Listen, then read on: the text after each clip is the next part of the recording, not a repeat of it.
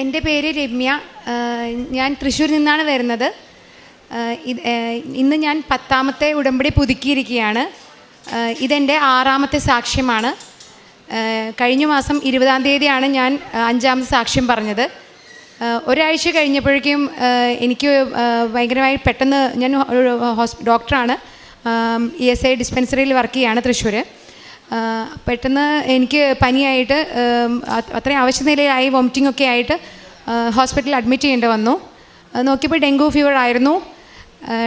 പെട്ടെന്ന് പ്ലേറ്റ്ലെറ്റ് കൗണ്ടൊക്കെ കുറഞ്ഞ് വളരെ അവശ്യ നിലയിലായിരുന്നു.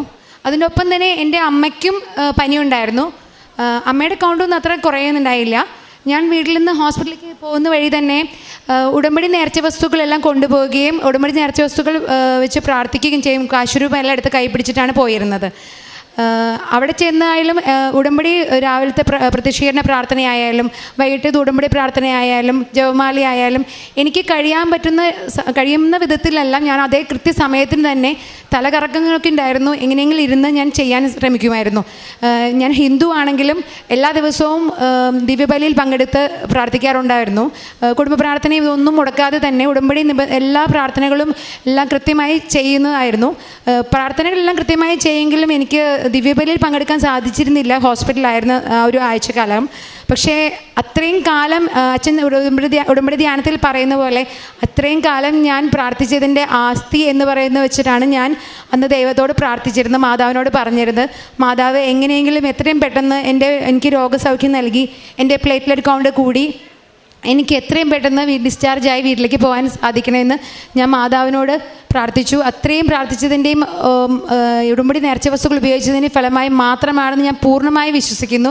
എനിക്ക് പൂർണ്ണ സൗഖ്യം ലഭിച്ച് ഒരു 4-5 ദിവസത്തിനുള്ളിൽ ഡിസ്ചാർജായി വീട്ടിൽ പോകാൻ സാധിച്ചു. അതുപോലെ തന്നെ എനിക്ക് ഹോസ്പിറ്റലിൽ വന്ന ചിലവുകളെല്ലാം മെഡിസെപ്പിൻ്റെ അതുവഴി, പലരും പറഞ്ഞു ചിലത് ഹോസ്പിറ്റലുകൾ അങ്ങനെ ലഭിക്കുന്നതല്ല എന്ന് പറഞ്ഞു. പക്ഷേ അതൊരു പൈസ പോലും നഷ്ടമാവാതെ കൃത്യമായി ലഭിക്കുകയും ചെയ്തു. ഇതെല്ലാം മാതാവ് തിരുകുമാരനോട് പറഞ്ഞു വാങ്ങിത്തന്ന അനുഗ്രഹങ്ങളാണെന്ന് ഞാൻ പൂർണ്ണമായി വിശ്വസിക്കുന്നു. മാതാവിനും തിരുകുമാരനും കോടാനുകൂടി നന്ദി. അടുത്തതായി എൻ്റെ അമ്മയ്ക്കും എൻ്റെ ഒപ്പം തന്നെ ഡെങ്കിപ്പനി വന്നിരുന്നു. പക്ഷേ എൻ്റെ എനിക്ക് വയ്യാത്തൊരു കുഞ്ഞാണ്, 5 വയസ്സായിട്ടുള്ളൂ. മോളെ നോക്കാൻ ഞാനും അമ്മയാണ് നോക്കിക്കൊണ്ടിരുന്നത്. പക്ഷേ ഇതിനിടയിൽ ഞാൻ ഹോസ്പിറ്റലൈസ് ചെയ്ത സമയത്ത് എൻ്റെ ചേച്ചിയാണ് എൻ്റെ കൂടെ നിന്നിരുന്നത്. ആ സമയത്ത് അമ്മയ്ക്കും കൂടിയും ഹോസ്പിറ്റലൈസ് ചെയ്യുന്ന, അമ്മയും കൂടി ഹോസ്പിറ്റലൈസ് ചെയ്യുന്ന ഒരു സിറ്റുവേഷൻ വന്നു കഴിഞ്ഞാൽ മോളെ നോക്കാൻ വളരെ ബുദ്ധിമുട്ടാവുമായിരുന്നു. അവൾ വേറെ ആരുടെ അടുത്തും അത്ര അങ്ങനെ കോപ്പറേറ്റ് ചെയ്ത് നിൽക്കുകയില്ല. പക്ഷേ അങ്ങനൊരു സിറ്റുവേഷനിൽ അമ്മയുടെ കൗണ്ട് കുറയാതെ തന്നെ അമ്മയ്ക്ക് എത്രയും പെട്ടെന്ന് ഉടമ്പടി നേർച്ച വസ്തുക്കൾ ഉപയോഗിച്ചതിൻ്റെ ഫലമായി മാത്രമാണ് അമ്മയ്ക്ക് എത്രയും പെട്ടെന്ന് രോഗസൗഖ്യം ലഭിച്ച് മോളെ നോക്കുന്നതിനോ അങ്ങനെയുള്ള ഒരു ബുദ്ധിമുട്ടുകളും കൂടാതെ അത് എല്ലാം പോകാൻ പറ്റി. മാത്രമല്ല, ഞാൻ ഹോസ്പിറ്റലിൽ കിടക്കുന്ന സമയത്ത് തന്നെ ഞാൻ തൃശ്ശൂർ ഭയങ്കര മഴയായിരുന്നു ആഴ്ച. ഭയങ്കര മഴ, വയനാട്ടിൽ ദുരന്തമുണ്ടായ ആ ആഴ്ചയായിരുന്നു. മഴ പെയ്ത് ഞങ്ങൾ അപ്സ്റ്റേറിലാണ് താമസിക്കുന്ന വീടിൻ്റെ താഴത്തെ ആ റോഡിലെല്ലാം, താഴത്തെ മുറ്റത്ത് വരെ വെള്ളം നിറഞ്ഞു. എൻ്റെ അമ്മയും കുഞ്ഞും ചേച്ചിയുടെ 2 കുട്ടികളും മാത്രം ആ വീട്ടിൽ അപ്സ്റ്റെയറിൽ, ഞാൻ ഹോസ്പിറ്റലിലും. അങ്ങനത്തെ ഒരു സിറ്റുവേഷൻ വന്ന സമയത്ത് രാത്രി അവർക്ക് അവിടെ നിന്ന് പോരാൻ പറ്റാത്ത സിറ്റുവേഷനൊക്കെ വന്ന സമയത്ത് ഞാൻ മാതാവിനോട് മാധ്യസ്ഥ അപേക്ഷിച്ച് അത്രയും ഇതായി മാതാവ് പ്രത്യക്ഷീകരണ പ്രാർത്ഥനയും വിശ്വാസപ്രമാണവും എല്ലാം ചൊല്ലി വീണ്ടും വീണ്ടും പ്രാർത്ഥിച്ചതിൻ്റെ ഫലമായി അവർക്ക് ഒരു പിറ്റേ ദിവസം രാവിലെ ആയപ്പോഴേക്കും അവിടെ നിന്ന് മാറാൻ സാധിക്കുകയും ഞങ്ങളുടെ വീടിൻ്റെ അവിടേക്ക് ഒരു കുഴപ്പമില്ല. ആ താമസിക്കുന്ന വീടിൻ്റെ താഴത്തെ ഫ്ലോറിൽ പോലും ഒട്ടും വെള്ളം കയറുകയോ ഒന്നും ചെയ്യാതെ അത്രയും ഞങ്ങൾക്ക് വലിയൊരു ആശ്വാസം ലഭിക്കുകയും എല്ലാം ചെയ്തു. അടുത്തതായി എനിക്ക് സാക്ഷ്യം പറയാനുള്ളത്, ഇതുപോലെ എൻ്റെ കുഞ്ഞും ചേച്ചി 2 കുട്ടികളും എനിക്കും അമ്മയ്ക്കും ഡെങ്കിപ്പനി വന്ന സമയത്ത് ഞങ്ങളെ കൂടെ തന്നെ താമസിച്ചിരുന്നതാണ്, ആ ആഴ്ച മുമ്പൊക്കെ. പക്ഷേ അവർക്കൊന്നും വരാത്ത രീതിയിൽ. അപ്പോൾ ഇവരെല്ലാം ഞാൻ പ്രാർത്ഥിക്കുമ്പോൾ കുട്ടികൾ എൻ്റെ കൂടെ വന്ന് പ്രാർത്ഥിക്കാറുണ്ട്, ചേച്ചിയുടെ കുട്ടികൾ. അപ്പോൾ അവർക്ക് മാത്രമല്ല, ഉടമ്പടി നേർച്ച വസ്തുക്കൾ കൃത്യമായി ഉപയോഗിക്കുകയും എല്ലാം ചെയ്തതിൻ്റെ ഫലമായി അവർക്ക് 3 പേർക്കും, 3 കുട്ടികൾക്കും ഈ ഡെങ്കു ഫീവറിൻ്റെ അത് ടെസ്റ്റ് ചെയ്തപ്പോഴും ഒരു കുഴപ്പമില്ല, ഒരു ബുദ്ധിമുട്ടും ഇല്ലാതെ അവർക്ക് പൂർണ്ണമായി മാതാവിൻ്റെ കാപ്പയിൽ പോയി സംരക്ഷണം നൽകിയതിന് മാതാവിനും തിരുകുമാരനും ഞാൻ കോടാനുകൂടി നന്ദി പറയുന്നു.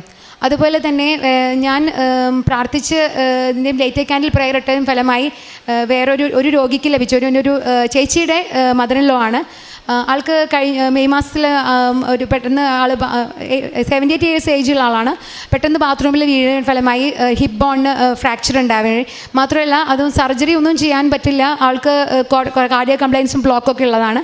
അപ്പോൾ അങ്ങനത്തെ സിറ്റുവേഷനിൽ ആൾക്ക് കുറച്ച് കഴിഞ്ഞപ്പോഴേക്കും ന്യൂമോണിയ ആവുകയും അങ്ങനത്തെ കുറച്ച് സിവിയറായി കണ്ടീഷൻ വേഴ്സായി ICUയിൽ അഡ്മിറ്റ് ചെയ്യേണ്ട അവസ്ഥ വന്നു.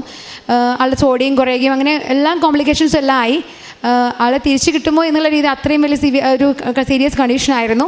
ഈ ഒരു അവസ്ഥയിൽ അതിനിടയ്ക്ക് ഒരു തവണ ഹോസ്പിറ്റലിൽ നിന്ന് തിരിച്ചു വീട്ടിലേക്ക് കൊണ്ടുപോകുന്ന ഒരു 2-3 ദിവസം വീട്ടിൽ കൊണ്ടുവരുന്ന അവസ്ഥയുണ്ട്.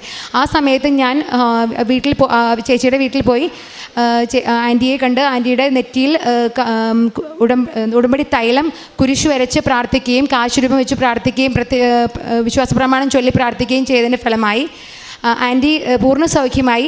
ഇപ്പോൾ വോക്കർ വെച്ച് നടന്നു തുടങ്ങി. അങ്ങനത്തെ വേറെ ഇഷ്യൂസൊന്നും ഇല്ലാതെ പഴയ പോലെ ആക്റ്റീവായി എല്ലാ കാര്യങ്ങളും ചെയ്തു തുടങ്ങി. അത്രയും വലിയൊരു രോഗസൗഖ്യം ലഭിച്ചതിന് മാതാവിനും തിരുകുമാരനും വീണ്ടും നന്ദി പറയുന്നു. അടുത്തതായി എൻ്റെ സാക്ഷ്യം എന്ന് പറയുന്നത് എൻ്റെ ചേച്ചിയുടെ മകൾക്ക് 8th പഠിക്കുന്ന കുട്ടിയാണ്. കൊറോണയ്ക്ക് ശേഷം മൊബൈൽ അഡിക്ഷനും കാര്യങ്ങളൊക്കെ ആയിട്ട് പഠിക്കാനൊക്കെ നല്ല മടിയും കാര്യങ്ങളൊക്കെയാണ്. അങ്ങനത്തെ ഒരു സിറ്റുവേഷനിൽ കുട്ടി എക്സാമൊക്കെ ഡേറ്റ് വന്നു കഴിഞ്ഞാൽ ആ സമയത്താണ് പഠിക്കുക, ഒരാഴ്ച ഗ്യാപ്പ് ആ സമയത്തൊക്കെ പഠിക്കുള്ളായിരുന്നു. അങ്ങനത്തെ സിറ്റുവേഷനിൽ പക്ഷേ മാതാവിൻ്റെ ഉടമ്പടി നേർച്ച വസ്തുക്കൾ കൃത്യമായി ഉപയോഗിക്കുകയും പഠിക്കുന്നതിന് മുമ്പും എക്സാമിന് പോകുമ്പോഴും എല്ലാം പ്രാർത്ഥിച്ച് ഉടമ്പടി തൈലം നെറ്റിയിൽ കുരിശു വരച്ച് ചെറിയ കാശുരൂപം കൊണ്ടുപോയി അതേപോലെ തന്നെ ഉടമ്പടി ഉപ്പും തേനെല്ലാം ഉപയോഗിച്ചതിൻ്റെ ഫലമായി ആ കുട്ടിക്ക് ഇന്നലെ കഴിഞ്ഞ വർഷത്തെ റിസൾട്ടിൽ വന്നപ്പോൾ അതിൽ ആ കുട്ടിക്ക് ടോപ്പറും സ്കൂൾ ഫസ്റ്റ് റാങ്കും ടോപ്പറും ഉള്ള റിസൾട്ട് ലഭിക്കുകയും ചെയ്തു. മാതാവിനും തിരുകുമാരനും കോടാനുകൂടി നന്ദി. ഞാൻ ചെയ്യുന്ന പ്രേക്ഷിത പ്രവർത്തനങ്ങളെല്ലാം എന്ന് പറഞ്ഞാൽ ഓരോ മാസവും ഓരോ തവണ ഇപ്പോൾ 10ാമത്തെ ഉടമ്പടി പുതുക്കിയിരിക്കുകയാണ്. ഓരോ തവണയും ഉടമ്പടി പുതുക്കുന്ന തോറും ഓരോ കെട്ട് വീതം പത്രം കൂട്ടി ഓരോ മാസവും 3 മാസങ്ങളിൽ ഓരോ മാസവും അത്ര കെട്ട്. ഇപ്പോൾ ഈ മാസം 10 കെട്ട് ഉടമ്പടി പത്രം.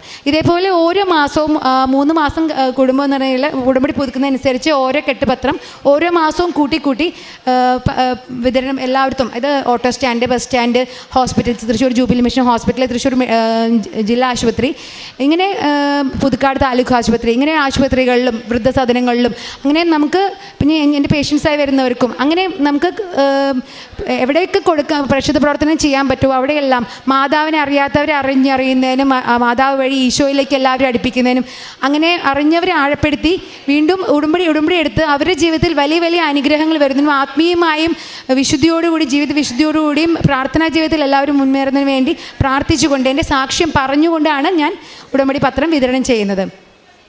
പിന്നെ ഉടമ്പടി ധ്യാനം അതാത് ആഴ്ചകളിൽ അതാത് ദിവസം കാണാൻ പറ്റുന്നില്ലെങ്കിൽ അതാത് ആഴ്ചകളിൽ കണ്ട് ഷെയർ ചെയ്യുകയും വാട്സാപ്പിന് സ്റ്റാറ്റസായി ഷെയർ ചെയ്യുകയും മറ്റുള്ളവർക്ക് എനിക്കറിയുന്നവരൊക്കെല്ലാം ഷെയർ ചെയ്ത് കൊടുത്ത് മാത്രമല്ല സാക്ഷ്യങ്ങൾ ദിവസവും സാക്ഷ്യങ്ങൾ കണ്ട് അതും ഷെയർ ചെയ്ത് കൊടുത്ത് അങ്ങനെയുള്ള പ്രേക്ഷിത പ്രവർത്തനങ്ങളും ചെയ്യുന്നുണ്ട്. പിന്നെ കാരുണ്യപ്രവൃത്തികൾ എന്ന് വെച്ചാൽ എല്ലാ ആഴ്ചയും ഞങ്ങൾ ലാസ്റ്റ് ടൈം ഞാൻ പറഞ്ഞിരുന്നു അത്താണി പോപ്പോൾ മേഴ്സി ഹോമിലും പട്ടിക്കാട് സ്നേഹസദനത്തിലും ഞങ്ങൾ കുറച്ച് പേര് കൃപാസന പ്രെയർ ഗ്രൂപ്പ് ഉണ്ട് തൃശ്ശൂർ. കുറച്ച് പേര് കൂടി ഒരുമിച്ച് പോയി അവിടെയുള്ള രോഗികൾക്കായാലും അവിടെയുള്ള അന്തേവാസികൾക്കായാലും പലതരം ശാരീരികവും മാനസികവുമായി പലതരം വൈകല്യങ്ങളുള്ള കുഞ്ഞുങ്ങളൊക്കെ ഉണ്ട്. അവരെ പോയി ശുശ്രൂഷിക്കുക. പല രീതിയിലാണ് ശുശ്രൂഷ. ഭക്ഷണം വാരി കൊടുക്കുക, അവരെ കുളിപ്പിക്കുക, അവർക്ക് ഡ്രസ്സ് ഇടുക്കി കൊടുക്കുക, അവർക്ക് വേണ്ട എല്ലാ രീതിയിലും അവരോട് സംസാരിച്ച് അങ്ങനെ അവർക്ക് വേണ്ട രീതിയിൽ എല്ലാ രീതിയിലുള്ള ശുശ്രൂഷകളെല്ലാം ചെയ്തു പോരുന്നുണ്ട്. മാത്രമല്ല ഞാനും വേറൊരു ഫ്രണ്ടും കൂടി തൃശ്ശൂർ ടൗണിൽ എനിക്ക് പറ്റുന്ന രീതിയിൽ ഞങ്ങൾ ഭക്ഷണപ്പൊതികൾ വാങ്ങി അവിടെ തെരുവുകളിലൊക്കെ കഴിയുന്നവർക്കും എല്ലാം പറ്റുന്ന രീതിയിൽ വിതരണം ചെയ്യുകയും മാത്രമല്ല എന്നോട് സഹായം ചോദിക്കുന്നവരും അല്ലാത്തവരുമായി എനിക്കറിയുന്ന പലവരുടെയും അവർക്കും വേണ്ടി ഞാൻ സാമ്പത്തികമായ സഹായങ്ങളായിട്ടും അങ്ങനെ ചെയ്യുകയും ചെയ്യുന്നുണ്ട്. പിന്നെ ഞാനും എൻ്റെ ഫ്രണ്ട് ഡോക്ടറും കൂടി ഒരുമിച്ച് വൃദ്ധസദനങ്ങളിലൊക്കെ 2-3 വൃദ്ധസദനങ്ങളിൽ ആഴ്ചയിൽ ഒരു തവണയെങ്കിലും ഞങ്ങൾ ഓരോ വൃദ്ധസദനങ്ങളായി മാറി പോയി അവരെ കണ്ട് അവർക്ക് സാമ്പത്തികമായ സഹായങ്ങളും അല്ലെങ്കിൽ പിന്നെ അവർക്ക് ഭക്ഷണ സാധനങ്ങളെല്ലാം കൊണ്ടുപോയി അവരോട് പോയി സംസാരിക്കാൻ ഏറ്റവും കൂടുതൽ അവർക്ക് ആവശ്യമുള്ള അവരോട് സംസാരിക്കുകയും അവരോട് അങ്ങനെ എന്നെ ചെയ്യാൻ പറ്റുന്ന രീതിയിലുള്ള എല്ലാ കാരുണ്യ പ്രവൃത്തികളും ഞാൻ ചെയ്യുന്നുണ്ട്. പിന്നെ അതേപോലെ തന്നെ ഭിന്നശേഷി കുട്ടികളുടെ ഒരു സ്കൂളുണ്ട്. അതിൽ ഒരു കുട്ടിയെ ഇപ്പോൾ ഈ വർഷം അധ്യയന വർഷം മുതൽ ആ കുട്ടിയെ സ്പോൺസർ ചെയ്യുന്നതിനും അങ്ങനെ എന്നെക്കൊണ്ട് ചെയ്യാൻ പറ്റുന്ന കാര്യങ്ങൾ എല്ലാ പ്രേക്ഷിത പ്രവർത്തനങ്ങളും ഞാൻ ചെയ്യുകയും ചെയ്യുന്നുണ്ട്. ഇത്രയേറെ എന്നാൽ ഇനിയും കുറേ വലിയ ചെറിയ ചെറിയ അനുഗ്രഹങ്ങളൊക്കെ എല്ലാം മാതാവും തിരുകുമാരനും വഴി എനിക്ക് ലഭിച്ചിട്ടുണ്ട്. ഇത്രയേറെ അനുഗ്രഹങ്ങളെല്ലാം ഞങ്ങൾക്ക് തരുന്ന ഇപ്പോഴും ഞങ്ങളെ സംരക്ഷിച്ച് ഉടമ്പടി വിശ്വസ്തയോടെ പാലിച്ച് ജീവിക്കാൻ സഹായിച്ചുകൊണ്ടിരിക്കുന്ന എപ്പോഴും എൻ്റെ ജീവിതം മുഴുവൻ, ഞാനൊരു ഹിന്ദു ആണെങ്കിലും എൻ്റെ മാതാവും തിരുകുമാരനും മാത്രമാണ് എന്ന് പറയുകയാണ് ഞങ്ങളുടെ ജീവിതം. ഇപ്പോൾ വേറെ ആരും പ്രാർത്ഥിക്കുക കാര്യങ്ങളൊന്നുമില്ല. മാതാവും തിരുകുമാരനും അല്ലാതെ നമുക്ക് വേറൊരു ലക്ഷ്യമില്ല. ഓരോ കാര്യങ്ങൾ ചെയ്യുന്ന സമയത്തും നമ്മൾ ഈശോയോട് ചോദിച്ച് മാതാവിനോട് ചോദിച്ച് അങ്ങനെയാണ് ചെയ്യുന്നത്. അപ്പോൾ അങ്ങനൊരു ജീവിതം ഉടമ്പടിയുള്ള വിശ്വസ്തയോട് പാലിച്ചുകൊണ്ടുള്ള ജീവിതം, ഈ ജീവിതം മുഴുവൻ അങ്ങനെ ഉടമ്പടി വിശ്വസ്തയോട് പാലിച്ചുകൊണ്ട് ജീവിക്കാൻ, അങ്ങനെ നിത്യജീവൻ ലക്ഷ്യമാക്കി ജീവിക്കാൻ എന്നെ അനുഗ്രഹിക്കണമെന്ന് ഞാൻ മാതാവിനോടും തിരുകുമാരനോടും അപേക്ഷിക്കുന്നു. എല്ലാവിധ അനുഗ്രഹങ്ങൾക്കും കോടാനുകൂടി നന്ദി. സ്നേഹം നിറഞ്ഞവരെ, ഉടമ്പടി ജീവിതത്തിന് ഉത്തമമായിട്ടുള്ള സാക്ഷ്യം നൽകുന്ന ഒരു വ്യക്തിയാണ് നമ്മളോട് ഇത് ഉടമ്പടി സാക്ഷ്യം പങ്കുവച്ചത്. ഡോക്ടർ രമ്യ തൻ്റെ 6ാമത്തെ സാക്ഷ്യമാണ് ഈ അൾത്താരയിൽ നമ്മളുമായിട്ട് പങ്കുവയ്ക്കുന്നത്. ഈ സഹോദരി രോഗസൗഖ്യത്തെക്കുറിച്ച് പറഞ്ഞുവെങ്കിലും ഏറ്റവും ഒടുവിൽ നിത്യജീവനെക്കുറിച്ച് ഡോക്ടറിൻ്റെ ഓരോ സാക്ഷ്യത്തിലും ഡോക്ടർ പറയുന്നതാണ്, ഉടമ്പടി എടുത്തത് നിത്യജീവിതത്തിന് വേണ്ടിയാണ്, നിത്യജീവിതത്തെ ലക്ഷ്യം വെച്ചാണ് ഞാൻ യാത്ര ചെയ്യുന്നത്. ഓരോരുത്തരെയും എൻ്റെ ജീവിതം വഴിയായിട്ട്, എൻ്റെ ജീവിത മാതൃക വഴിയായിട്ട് പരിശുദ്ധ അമ്മയിലേക്കും ഈശോയിലേക്കുമൊക്കെ അടുപ്പിക്കുവാനായിട്ട് ഞാൻ പരിശ്രമിക്കുന്നു.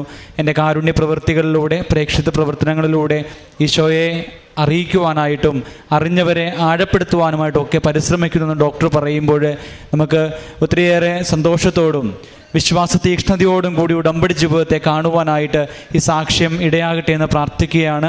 ഡോക്ടറിൻ്റെ ജീവിതത്തിലും ഡോക്ടറിൻ്റെ കുടുംബത്തിലും പരിശുദ്ധ അമ്മ വഴി ഈശോയിൽ നിന്ന് ലഭിച്ച ഓരോ അനുഗ്രഹങ്ങൾക്കും ഇരു കരങ്ങളും അടിച്ച് നമുക്ക് ദൈവനാമത്തെ മഹത്വപ്പെടുത്താം. ഇനിയും കൂടുതൽ ആത്മാക്കളെ ഈശോയ്ക്ക് വേണ്ടി നേടുവാനായിട്ട് ഡോക്ടറെ അനുഗ്രഹിക്കട്ടെ നമുക്ക് പ്രത്യേകം പ്രാർത്ഥിക്കും.